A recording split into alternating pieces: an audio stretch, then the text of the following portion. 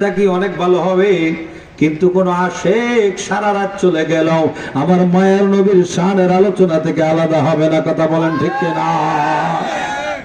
কেমন আলা হযরত কত সুন্দর করে বলেন আমার দয়াল নবী কেমন, শোনো। सबसे औला आला हमारा नबी, सबसे बाला वाला আমার আল্লাহ হযরত বলেন কি, তার ব্যাখ্যা আমি এক কথাই শিখাই মাহফিলে যাইয়া। বলেন আল্লাহর পরে,